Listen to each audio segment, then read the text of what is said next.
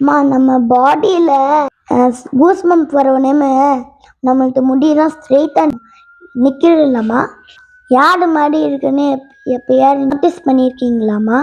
Goose pump வரதை notice பண்ணியிருக்கேன்ப்பா. ஆனால் ஏன் அப்படி வருதுன்னு ஒரு நாள் கூட யோசிச்சதே இல்லைப்பா. ஓகே, நான் சொல்லவா? ஓ ப்ளீஸ் சொல்லுங்க, இப்பயாவது நான் தெரிஞ்சுக்கிறேன். எப்போ நம்ம பாடியில் கூஸ் பம்ப் வரும்? சில்லுன்னு ஃபீல் பண்ணாலோ, ஏதாவது எமோஷ்னலாக ஃபீல் பண்ணாலோ, லைக் பாட்டு கேட்கறது, புக்கு படிக்கிறது, அந்த டைமில் எமோஷ்னலாக ஃபீல் பண்ணால் கூஸ் பம்ப் வரும். அப்படி தானே? ஆமாப்பா. அந்த டைமில் நம்ம பாடியில் அட்ரினலின்னு ஒன்று ஹார்மோன்ஸ் இருக்கும்.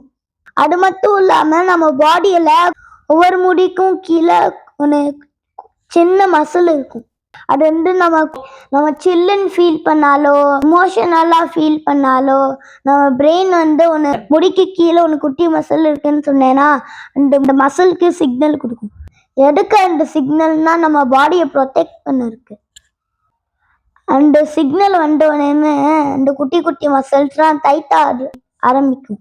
அப்படி டைட்டாக பிடிக்கிறதுனால நம்மளுக்கு ஸ்கின்னுக்கு மேலே பபிள்ஸாக வர ஆரம்பிக்கும். அப்பதான் முடி ஸ்ட்ரைட்டாக நிற்கிது. இதுக்கு பேர் தான் கூஸ் பம்ப். Wow, okay. இதில் ஒன்று இன்ட்ரெஸ்டிங் ஃபேக்ட் என்னன்னா, கூஸ் பம்ப் வர்றது வந்து ஒன்று ரேண்டமான விஷயம் இல்லை. இது வந்து நம்ம பாடியில் நடக்கிறது ஒன்று பவர்ஃபுல் ஆக்ஷன். கேட்கும் போதே எனக்கு கூஸ் பம்ப் ஆகுதே. அவ்வளோ அழகா சொன்னீங்கப்பா. இப்படி உங்களுக்கும் இன்ட்ரெஸ்டிங் ஃபேக்ட் தெரிஞ்சுக்கணுமா? என்னோட சேனலை சப்ஸ்கிரைப் பண்ண மறந்துடாதீங்க. தேங்க்யூ.